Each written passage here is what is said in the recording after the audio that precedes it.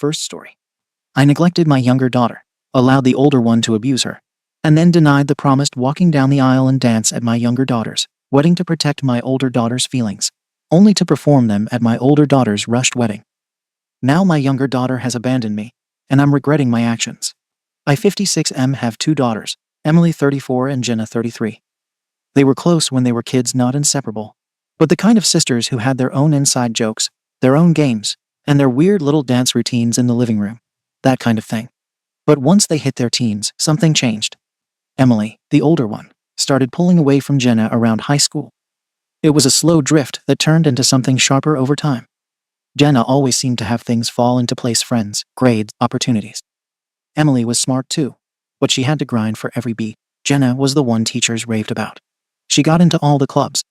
She had a close-knit group of friends and a boyfriend in her junior year who stuck around through college. Emily struggled to find that. I don't think Jenna ever flaunted anything, but Emily saw everything as a comparison.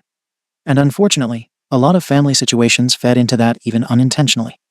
One time, we were all at a family BBQ when Emily overheard my sister jokingly tell Jenna she was going places. Emily didn't say anything then, but on the way home she snapped at us in the car, saying we always treated Jenna like the golden child. My wife and I were stunned. That comment lived in the air for months. By the time college decisions came around, things hit a boiling point. Emily got into a few schools, but didn't get the financial aid she hoped for. She took out loans and ended up at a state college that she never seemed excited about.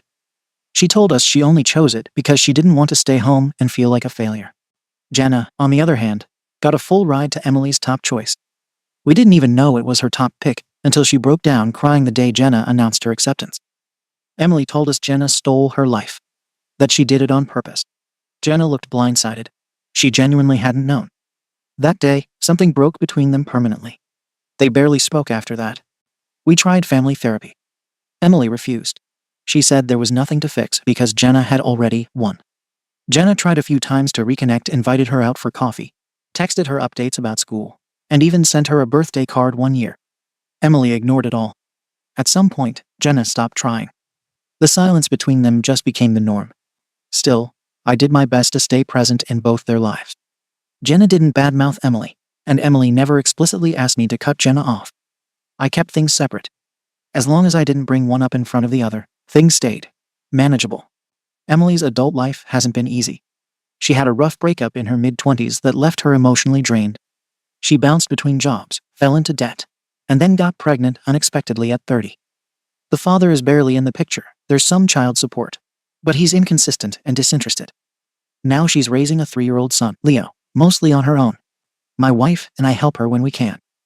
We buy groceries, take Leo on weekends, and help cover small bills. Emily's always stressed, usually tired, and often short on patience. She has no real village besides us. Jenna, meanwhile, has built a pretty solid life. She graduated debt-free, built a strong career in tech, and now lives in another state with her long-term boyfriend. She visits a couple of times a year, always brings thoughtful gifts, and calls on holidays. She and I have a great relationship. She's always been very upfront about not wanting kids, not in a rude way, just a personal choice she made early on. That brings us to this past year. Jenna got engaged. Her boyfriend proposed during a trip to the coast, and she called me that night beaming. She told me she wanted to plan a 2022 wedding, something small but meaningful, and she asked if I would walk her down the aisle. I can't explain how much that meant to me. She sounded so happy. After everything, the silence between the girls, the years of walking that tightrope, hearing her ask me to be part of her day like that genuinely broke me a little. I said yes on the spot. I even teared up, which I don't do often. For a couple of weeks, I was just quietly excited. My wife and I started talking about travel plans, what kind of suit I should wear, and how we'd make a vacation out of it. I didn't mention it to Emily, not because I was hiding it, but because I knew how it would land. But somehow she found out. I'm guessing she overheard something on the phone or saw something on social media. Jenna doesn't post often, but who knows? Anyway, one evening, Emily shows up at our house unannounced. She walked in looking exhausted. She didn't even sit down at first. Just stood in the entryway and stared at me for a few seconds before saying, "So you're walking Jenna down the aisle?" It wasn't accusatory at first, more like she was trying to hold it together. I didn't lie. I said yes, that she had asked me, and I said yes. I told her I loved both of them, and this was her moment, and I was proud to be part of it. That's when she started crying. Not just quiet tears, but a full collapse. She kept saying she always thought she'd be the first to get married, that she dreamed about it when she was younger, that even though her life didn't go how she hoped, she thought that one thing would still happen, that she'd be the first daughter I gave away. I tried to comfort her. I told her this didn't take anything away from whatever wedding she might have someday, that I'd be just as honored. I reminded her that her path wasn't over, she could still have whatever she wanted in life. But she didn't want to hear it. She said it wasn't fair, that Jenna already had everything. The good school, the good job, the perfect life, and now she was taking this too. I told her this wasn't a competition. I reminded her that Jenna had been kind, had tried to reconnect, and had never rubbed anything in her face. That's when she changed tones entirely, and told me that if I cared about her and Leo, I'd say no to Jenna. She said I shouldn't walk Jenna down the aisle. I shouldn't do a father-daughter dance. That I needed to tell Jenna I'd still be at the wedding, but wouldn't do those parts because it should have been her first. I told her no. It didn't make sense to punish Jenna for something she didn't cause. Jenna wasn't getting married at her. She just wanted her dad to be part of her wedding. That's it. That's when Emily threatened to cut me and my wife off. Said if I went through with it, she'd stop letting us see Leo. She didn't say it in passing. She stared straight at me and said, "You walk her down the aisle, and you don't see me or Leo again." I wish I could say I called her bluff right there. But I didn't. I couldn't. Emily's been unstable for years. She barely gets by month to month. She's overwhelmed and alone, and Leo is 3. He doesn't have cousins. No father figure. No stable routine outside of our house. We're the ones who take him to the park, buy him new shoes when his old ones are falling apart, and keep extra clothes here because Emily always forgets to pack them. He's safe here. He's happy here. And I couldn't let him lose that because Emily decided to make a wedding into another scoreboard. So I made a bad call, or what felt like the least awful option. I sat down with Jenna the next week. I told her the truth. I didn't dress it up. I told her Emily found out and gave me an ultimatum. That I wasn't going to stop supporting her, or helping her plan the wedding. I wasn't pulling out. I just couldn't do the walk or the dance if it meant losing Leo. I told her I hoped there was still time to talk Emily down. That maybe Emily would cool off and come around. But if she didn't, I'd have to leave those 2 moments out and still be there for everything else. Jenna didn't say anything for a few seconds. Then she laughed. It wasn't bitter or loud, just one of those short laughs people do when they've heard something unbelievable. She told me not to worry about it. That she wouldn't need to make any adjustments because I wasn't invited anymore. I didn't even process it right away. I thought she was just upset and talking in the moment. But then she said, "If she can hold Leo over your head once, she'll do it again. And you just showed her it works." That stung. But I couldn't argue with it. She told me she didn't want me involved in anything. She said I made my choice, and she hoped it was worth it. I asked her if she could at least understand that this wasn't about choosing between them, it was about making sure Leo didn't suffer, because his mom can't handle her resentment. She didn't budge. It's been a few weeks now. I still see Leo regularly. Emily acts like nothing happened. She brings him over, accepts help, and complains about money. There hasn't been a single follow-up conversation from her about the wedding. As far as she's concerned, it's over. Jenna, on the other hand, hasn't called or responded to any of my texts since that conversation. I saw a few photos online someone else walked her down the aisle. She looked happy. My name wasn't mentioned. I don't blame her for being hurt. I don't blame her for stepping back. But part of me can't shake the feeling that she's punishing me for not cutting off a 3-year-old. I've tried to play this back every way. If I had said no to Emily, and she had followed through, Leo would be gone from our lives. She's impulsive enough to do it. And without our support, Leo's life gets worse fast. Not just financially, but emotionally too. He needs routine. He needs stability. If that means I had to give up a dance and a walk, I thought it was a trade I could live with. But Jenna's reaction made it clear she sees it as a betrayal. Like I failed some invisible test of loyalty. And maybe I did. But I didn't do it to protect Emily. I did it for Leo. So here I am. I lost one daughter's wedding over the other daughter's grudge. I kept a relationship with my grandson. But it cost me my relationship with the one kid who's never asked me for anything, never lashed out, and never made me choose. My wife supports me. She said she would have made the same choice for Leo. But she also understands why Jenna cut me out. So I'm stuck wondering now if I completely misjudged this. Was I wrong to expect Jenna, who's always been the reasonable one, to understand that I wasn't choosing Emily over her? Was I wrong to think Leo's well-being was more important than a symbolic moment at a wedding? Was it unfair of me to ask Jenna to carry the weight of being the more stable daughter yet again? Ada? Comments. Comment 1. Jenna got fed up with being the fallback daughter. That's what this boils down to. She didn't ask for the favorite treatment. She just didn't constantly implode every time life didn't go her way. And because of that, you treated her like she could take a hit every time Emily melted down. And yeah, I get why Leo mattered here. But let's not pretend this is the first time Emily pulled emotional blackmail. You said she never asked you to pick sides, she just forced you into corners, where picking Jenna meant losing Emily. So you went quiet. For years. That silence added up. Jenna saw it. She lived in it. And when she finally asked for something meaningful, just a moment Emily snapped her fingers, and you folded. Doesn't matter why. To Jenna, that probably felt like proof she was always second in line. No matter how stable or kind or patient she was. Can't blame her for checking out after that. Comment 2. Emily's been twisting the knife since high school. She stole my life. Come on. Jenna worked her arse off, and Emily couldn't handle the comparison. That jealousy turned into a full-time personality. She didn't just drift away. She torched the bridge every chance she got. Then she pops in and decides Jenna's wedding something she has no claim to should be put on hold until her imaginary dream wedding gets to happen first. That's the dumbest SHT I've ever heard. And you entertained it. Worse, you justified it. Jenna didn't cut you off because of one dance or walk. She cut you off because she watched you let her lifelong bully take one last swing, and you flinched.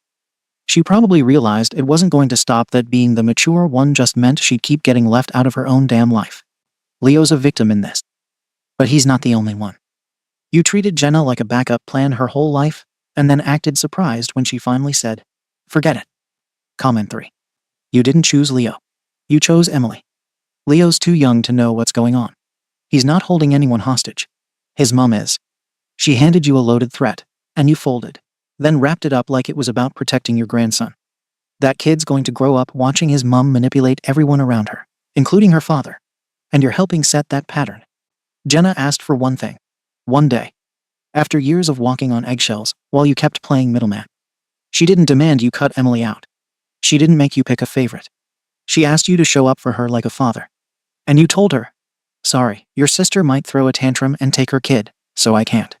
If Emily ever gets married, I guarantee she'll demand the same thing she just forced you to deny Jenna. And I'm guessing you'll say yes then too. Because at the end of the day, the loudest voice in the room always gets your loyalty. Comment 4. You let Emily rewrite your whole life script. She wrecked her relationship with her sister because she couldn't handle not being the center of everything. And you let her rewrite the rules of a wedding she isn't even part of. And the messed up part. Jenna's been watching this play out her entire life. She saw Emily lash out, accuse, withdraw, and sabotage. And she watched you stay quiet every time. You think this was about a wedding aisle and a song? It was the last straw in a lifetime of being the okay daughter who always had to wait her turn until Emily stopped being mad. You're right about one thing. Leo probably is your only grandkid. But you didn't lose Jenna because of that. You lost her because she finally realized she was only valued until someone else needed something more. Update. After Jenna uninvited me from her wedding, things didn't pause or cool off like I hoped. They accelerated. I didn't push back publicly. I didn't argue with family members. I didn't correct rumors. I just went quiet, assuming that staying out of the spotlight would keep things from getting worse. That was a mistake. A few weeks after Jenna's wedding, a cousin posted photos and congratulated her, tagging several relatives. Comments started popping up asking why I wasn't there. Emily reached out to that cousin directly and told her a version of the story that painted Jenna as cold and me as a father, trying to make amends after years of neglect. None of it was true. I saw the comments. I said nothing. I told myself correcting it would just reignite everything. That silence cost me. A few relatives stopped calling. One aunt asked my wife outright what kind of father skips his daughter's wedding. I didn't defend myself then either. I just absorbed it. Around the same time, Emily's financial situation worsened. She lost another job and was behind on rent. My wife and I helped again. Then again. Then I co-signed a short-term loan after she assured me it would be temporary. I didn't tell Jenna. I didn't tell most of the family. I was already stretched thin and didn't have the emotional energy to explain yet another emergency. Emily grew bolder after that. Holidays became conditional. If Jenna's name came up, Emily would leave with Leo early. If I looked distracted or quiet, she accused me of thinking about Jenna. At one point, she sat me down and told me she needed to know I was fully present with her family now. She said if I kept acting sad over losing Jenna, she'd move out of state because she couldn't raise Leo around negativity. That wasn't a hypothetical. She had already looked into moving somewhere cheaper and mentioned schools and childcare options. I believed her. So I stopped showing it. When my wife noticed how withdrawn I was and asked about Jenna, I brushed it off. When family brought her up, I shut it down. I told myself this was temporary, that if I just stabilized things for Emily, I could circle back to Jenna later. Then Jenna won an industry award. A major one. It was announced online and picked up by a professional publication. She didn't reach out. I found out the same way strangers did. I stared at the article for a long time, thinking about how I used to be the first person she called with news like that. That night, I was quiet at dinner. Emily noticed immediately. She accused me of making her feel small on purpose. She told me if I couldn't move on from Jenna's life, she would move Leo out of state, and I would see him when she felt safe bringing him back. I apologized. I hated myself for it, but I apologized. The irony is that despite all this, I still don't get to make any real decisions about Leo. I pick him up from daycare more than Emily does now because of her schedule. My wife covers preschool drop-offs. We buy clothes, handle doctor appointments, and plan meals. But when I suggest routine or structure, or even basic boundaries for him, Emily shuts it down. She reminds me that I'm not his parent. There was an incident where Leo started referring to Jenna as the aunt who doesn't like us. He's 4. He didn't invent that. I tried to talk to Emily about watching how she speaks around him. She told me I was accusing her of being a bad mother and threatened to limit visits again. I dropped it. Months after the wedding, I sent Jenna a message. It wasn't an apology. It wasn't a defense. It was just honesty that I missed her, that losing her from my life hurt, that I hoped someday we could talk. She replied with one sentence. I needed a dad, not a negotiator. Then she blocked me. Around that time, a cousin told me Jenna had sent a gift and letter to Leo through her, hoping he might know her someday. The cousin asked if she should pass it along. I panicked. I imagined Emily's reaction. I told the cousin not to. Emily later found out anyway and tore the letter up in front of me, saying it was confusing for Leo. I didn't stop her. My wife did not take that well. That night turned into the first real fight we've had in years. She told me I was letting fear dictate every decision, and that it was bleeding into our marriage. She asked me who I was trying to keep happy, and why it was never her or myself. I didn't have an answer. Things came to a head when Emily announced she was engaged. Her first demand was that I walk her down the aisle and do the father-daughter dance. The same thing she insisted I deny Jenna. When I hesitated, she accused me of holding a grudge and reminded me how much I owed her for sticking by family.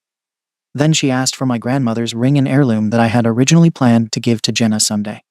At that point, something in me cracked. Not loudly. Not dramatically. I just felt empty. I realized I had lost Jenna anyway. I missed her wedding, her celebration, and her accomplishments. I wasn't present for her life because I kept trying to manage Emily's reactions. And it still wasn't enough. I don't get peace. I don't get trust. I don't even get a voice in my grandson's life. My wife has pulled back emotionally. She still helps with Leo, but she has told me plainly that she resents being dragged into this cycle. She said she feels like she's watching me disappear one concession at a time. I'm exhausted. I wake up already tired. I avoid looking at old photos because Jenna is in most of them. I don't know what role I'm supposed to play anymore. I tried to keep everyone together and managed to isolate myself instead. I'm not even certain I could walk Emily down the aisle without it feeling wrong.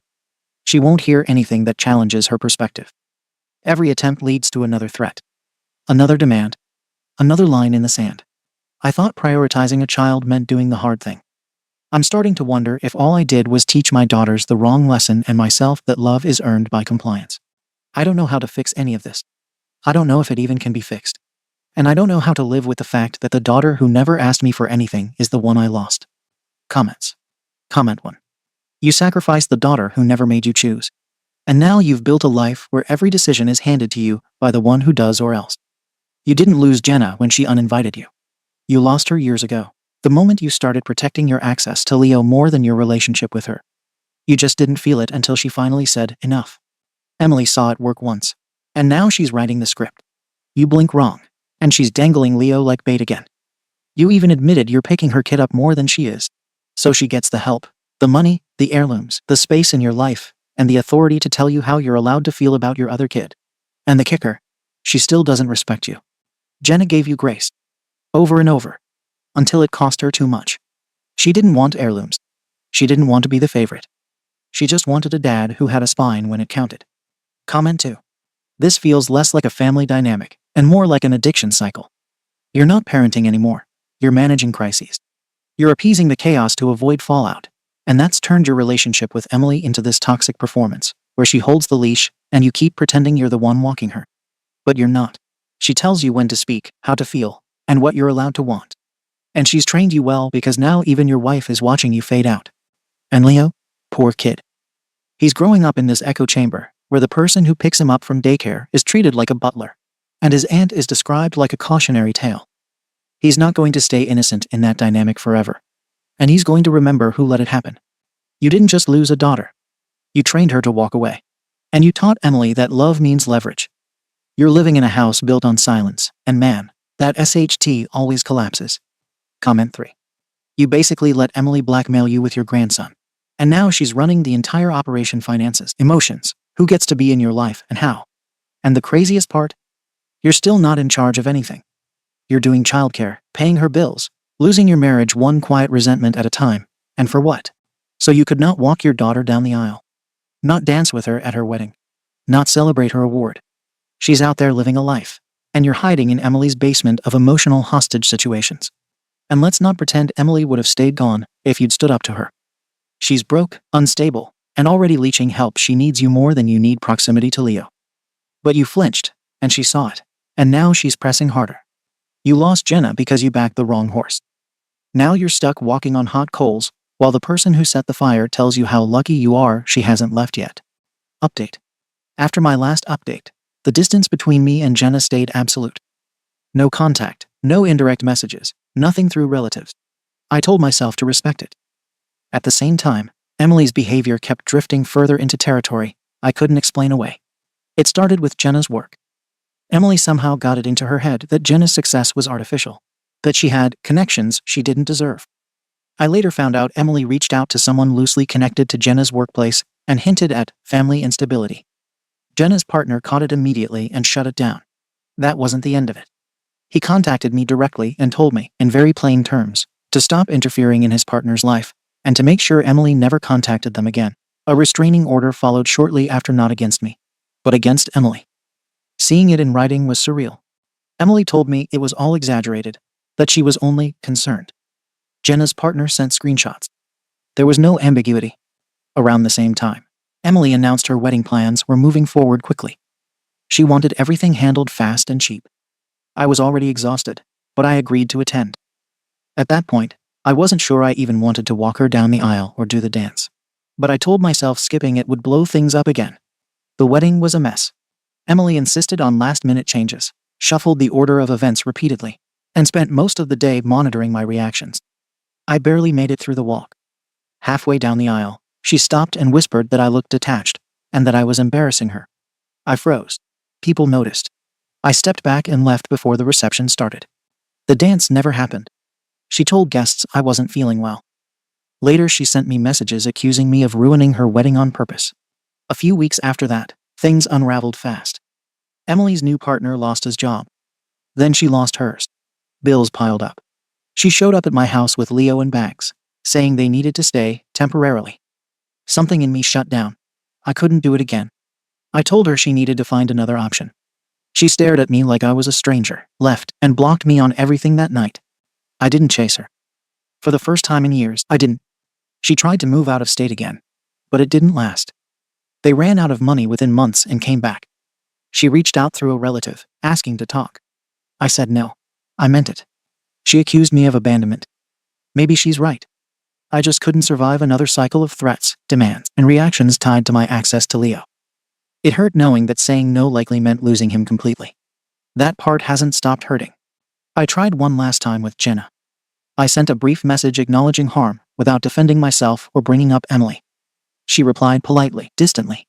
We met once with my wife present. Jenna was calm and composed, already living a life where my absence had been absorbed. Nothing came of it. No fight, no closure, just distance. My wife didn't recover from watching all of this. She told me she was done being collateral damage. She said she loved me, but she couldn't stay in a life defined by chaos. I kept inviting back in. She moved out 2 months later. She still speaks with Jenna occasionally. They get coffee. They talk. It stings in a way I don't have words for. So this is where things stand now. I don't have a relationship with either daughter. I don't see my grandson. My marriage is over. Most extended family keep their distance. And strangely, I don't want to chase anyone anymore. I don't want to fix things by begging. I don't want to fake apologies that would only start the same loop again. I don't want to negotiate affection or access or peace. I know people will say I brought this on myself, and they're probably right. I let fear drive too many decisions. I believed if I just absorbed enough damage, everyone else would stay standing. Instead, everything fell apart anyway. I think I'm going to be alone for a while. Maybe permanently. And right now, that feels easier than reopening wounds that never really healed. I'm not writing this hoping for redemption or absolution. I just need to know if stepping away entirely from the mess, the expectations, the endless emotional bargaining makes me the arsehole. Comments. Comment 1. Emily played you like a damn piano. She figured out early that all she had to do was cry, threaten, and toss Leo in front of the firing line. And you'd fold. Every single time. And when you finally found your spine, it was during her lowest point, not because you saw the pattern, but because you just didn't have the energy anymore. And I feel for Jenna. She got to watch her dad become an emotional employee of her sister's chaos. Her wedding got wrecked, her job got dragged, and instead of defending her, you tried to stay neutral. Neutral doesn't exist when one kid keeps taking swings, and the other gets told to just understand. You didn't just lose everyone. You burned the bridge, then sat on the ashes like it was a choice. Comment 2. You don't get to ask if stepping away now makes you the arsehole. That ship sailed 2 updates ago. You let your granddaughter's childhood get tainted, let your adult daughter's career get sabotaged, and gave your marriage away piece by piece, trying to babysit a grown woman who treated you like a servant with a wallet. And Jenna, she's gone. Not mad, not grieving, just done. She did the one thing Emily never could. She moved the F on. That's what healthy people do when they've been wrung dry. So now you're alone and finally saying, no, cool, that's growth. But it's not redemption. Don't confuse the two. Comment 3. Emily didn't ruin your life. You trained her to. You built the entire family dynamic around shielding her from consequences. The first time she twisted Leo into a bargaining chip, you should have walked. Instead, you treated that threat like a valid negotiation. And Leo watched it work again and again, until Emily didn't even need to try hard anymore. You had a daughter who didn't weaponize her emotions, who didn't beg or guilt or throw her kid in your face. And you handed her pain back to her every time you prioritized the daughter who made your life harder. Then you wonder why Jenna just disappeared. Honestly, I'm impressed she stayed polite. You didn't get pushed away. You got left behind. Second story. My adult stepdaughter stopped calling me mum after her abandoned bio mom showed up again. Now she has shared my adult videos with her in-laws and called me a W for cheating on her father, believing her mom's lies. Now she wants to reconcile, but I don't have the strength to move on that easily. Hello guys. I decided to share my story here and hopefully gather some input on a situation that is causing me some real issues currently. Full story. This will be very long, so bear with me. BTW. I am using fake names in this story. I am a female in my late 30s, 36, and I am married to Josh, 40. He has a daughter, Ella, 18, who still lives at home and is in her first year of university. I have been married to Josh since Ella was 12 years old. She was on good terms with her bio mother until her mother got married and ghosted her and her father when Ella was only 11. It broke her so much that Josh decided to give it more time before Ella and I would meet. Once we got engaged, Josh finally introduced me to Ella, and surprisingly, we clicked right away. We both loved anime and video games, and we would often play video games together and watch different anime together. When my husband and I finally got married, she was a junior bridesmaid, as I wanted her to be a part of the wedding. She was there for the whole process and was very excited for her father and me to be getting married. When Ella turned 14, she finally started calling me mum, and we were closer than ever. Around 17, her mother came back into her life, and her father agreed to let her see her mother every month. She still called me mum, but became more distant than she had ever been. At 18, she started calling me by my name.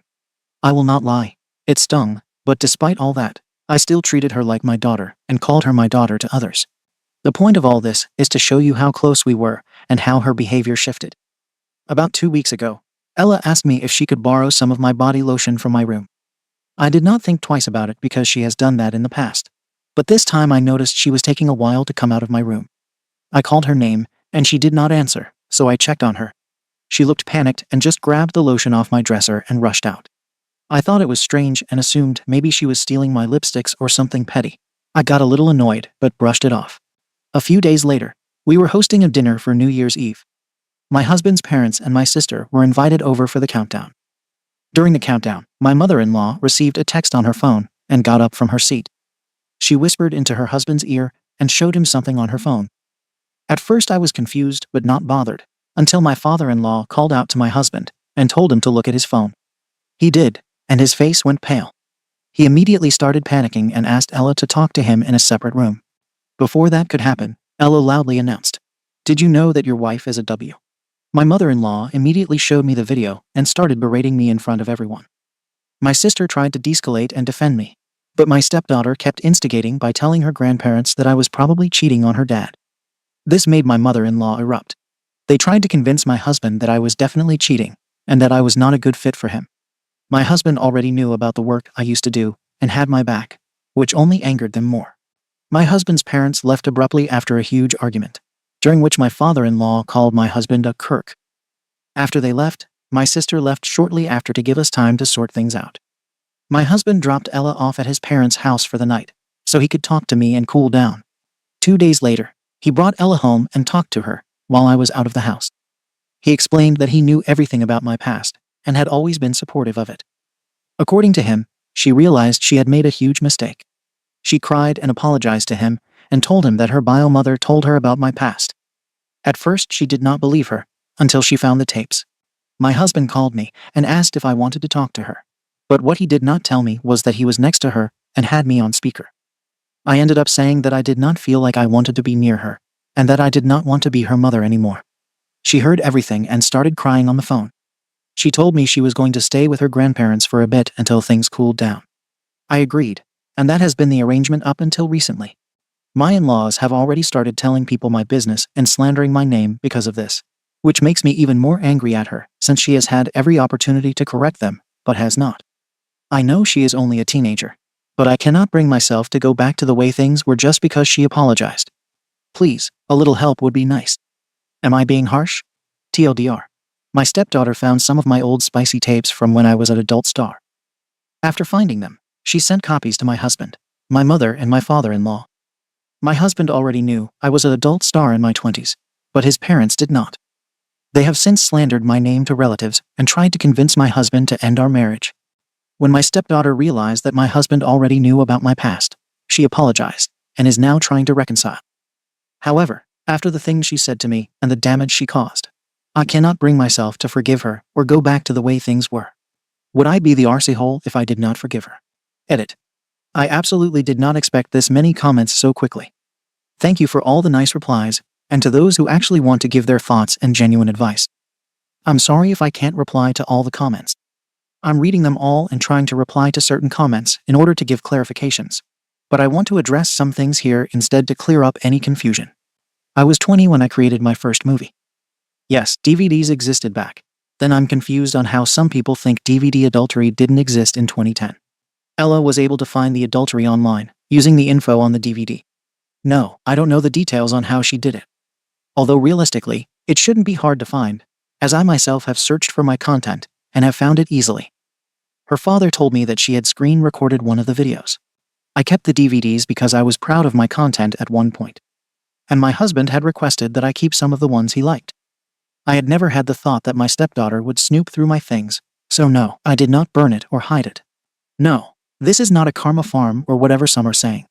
If you don't want to believe the post, you can scroll. I don't even know what karma does. But that's besides the point. Lol. I will not be posting links to my old movies.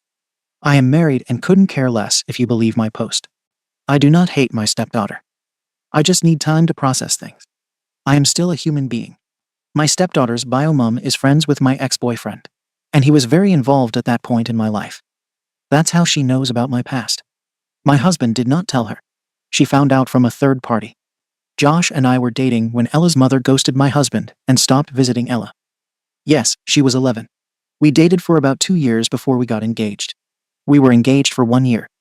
During that time, my friends and I got really into Naruto and were binging the show. We were close pre-wedding.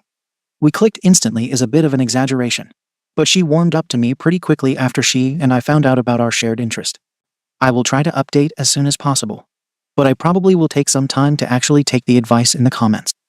And yes, therapy is an option. Comments. Comment 1. NTA, you are not being harsh. An 18-year-old should know better and deserves the harsh consequences of sharing such personal information and videos in the manner that she did. She wanted to disrupt and cause embarrassment. Comment 2. Ella is 18. This wasn't an act by someone too young to know the likely consequences. Her grandparents can darn well keep her, if I had any say in the matter. But that would be turned back on you. NTA for anything you decide is best about this. Comment 3. NTA, she wanted to hurt you. She thought you were cheating on her dad, and she had every intention of causing you harm. Everything she did intentionally, with malice. She tried and succeeded in causing you harm. Why the hell would you want her around ever again? She is an adult. She knows what she did, and that's exactly why she did it. She knew it would ruin your life. This isn't some innocent kid who didn't realize the depths of her actions.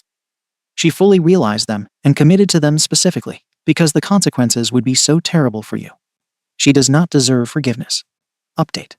Hello guys, this might not be the update some of you were hoping for, but it is probably the one most of you expected. This is extremely long, so feel free to skip the context and get straight into the update. Before I start the update, I want to give some context about Ella's mother and my relationship with her. For the sake of the post and convenience, I will call Ella's mother Lori. Context. Lori and I are not on good terms. Back when Lori and Josh were together, I was actually friends with Josh. We never saw each other romantically at the time, and our relationship was completely platonic. After a while, Lori started to feel bothered by my friendship with Josh. Instead of talking to me directly, she started asking around about me. She eventually got information through my ex-boyfriend, and once she found out I was a former adult actress, she flipped out. She accused me of trying to seduce her boyfriend, and called me a W and a homewrecker, trashing me to some of Josh's and my mutual friends. Josh eventually broke up with her after she started threatening me with violence, and they became single co-parents to Ella. And just to clarify, I never had an affair with Josh. Around 2014 to 2015, Lori started dating a new guy. Not long after, she quickly moved in with him, exposing Ella to her new boyfriend against Josh's wishes. Lori's boyfriend was extremely sketchy, and because of that, Josh constantly argued with her about Ella's safety around him. Josh would often threaten to keep Ella away from Lori, and after each threat, Josh would not hear back from Lori for weeks, despite Ella's eagerness to see her mom. Even after all the boundaries Lori crossed, Josh stayed faithful to his promise not to introduce me to Ella until we were engaged. When we finally did meet, Ella and I became close. This angered Lori, as she did not want a homewrecker in her daughter's life. She also resented the fact that Josh proposed to me after 2 years of dating, while he never proposed to her during all their years together. One day, while picking Ella up from our home, she started an argument with Josh. The argument quickly turned violent, and she smacked him in the face. Josh snapped and told her she was not allowed to come to his house again, or he would call the police. Lori left angrily and decided to leave Ella at our house instead of picking her up as planned. When Josh tried to contact her later, he realized he was blocked everywhere. Months later, he found out that she had secretly married her sketchy boyfriend without informing anyone. Even though Josh's messages would not go through, Ella would sometimes reach out to her mother and actually get a response. Despite that, her mother never made an effort to meet with her until 2024, which is when my husband started setting up dates so that her mother could see her again. Now that the context is out of the way, here is what happened recently. Updates. My husband spoke to Lori about her role in all of this. Many commenters pointed out that Ella was being influenced by her mother, which turned out to be true. Lori admitted to my husband that she told Ella I was cheating on him. She also told Ella about my past to sell the idea that I sleep around a lot. My husband was incredibly upset and called her miserable and insecure. He apparently unleashed hell on her, and she blocked him once again. My stepdaughter is living at home again. She showed up at our door with a handwritten note apologizing to me for everything. Even though I was still very hurt about her New Year's stunt, I could not help but feel a bittersweet emotion that made me cry hard. In the note, she talked about all the feelings she had kept in for so long. She wrote about how she cried when she found out I was cheating on her dad. She wrote about how she mourned the end of our relationship and how upset she was for her father, going on about how she was stupid to believe her mother. She also wrote that she always loved me, but felt like, with her mother in her life, she was forced to choose. Even though she thought of me as her real mother at heart, she felt like she should side with her mum because she is blood. I asked her to explain the note to me, and together with my husband, we sat down and talked. It was extremely emotional for all of us, and even my husband started tearing up. Being able to finally cry and tell her how deeply her distance hurt me felt relieving. It went better than I imagined, and I no longer felt anger towards her. I still had some leftover resentment, and I will not pretend otherwise, but I felt good about the conversation. She stayed the night, and the next morning, things were a little awkward but tolerable. After a day of awkwardness, we had another conversation about her mother. She told me she did not want to cut her mother off completely, but she planned to distance herself for a while. I brought up family therapy, as some of you suggested, but she told me it was not something she was interested in, which I respected. We are currently on awkward but civil speaking terms. I am not sure things will ever be the same, but I am optimistic that they could improve. I reached out to Josh's parents this morning with Josh beside me on the phone. They apologized in a strange, half-hearted way. They said they do not agree with my past, but they did apologize for saying I was cheating on my husband. Josh's dad also apologized to Josh for using hurtful words towards him. They never apologized for calling me degrading names, which irritated me, but for now, I will take it as a win. A lot of comments were bashing Josh for how he handled the phone call. I wasn't extremely upset about it before, but after reading a lot of comments, I did kind of realize what a jerk move it was. I spoke to him about it, and he apologized. He thought it would be wise to let Ella hear the consequences of her actions, but did not expect me to say I didn't want to be her mother anymore. I forgave him, as he did what he thought was best at the time, and honestly, I had also made a huge mistake by saying I didn't want to be Ella's mother anymore. I signed up for the role when I got married to her father. So I don't, and will not hold that brief moment against him, when I was guilty of a mistake as well. I am not sure there will be anything else to update after this. But thank you to everyone who made it this far. And thank you to all the people who took an interest in my life. Comments. Comment 1.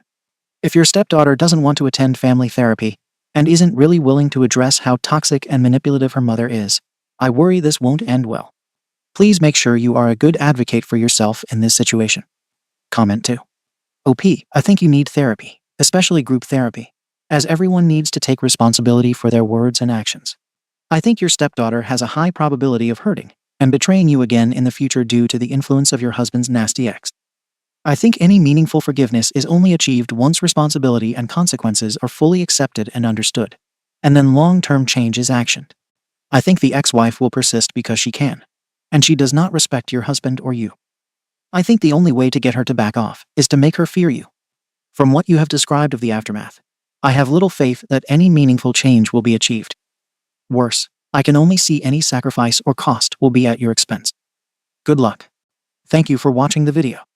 If you are interested in listening to these kinds of stories, we've got more in store for you. Simply subscribe to our channel, hit the like button, and share it with your friends.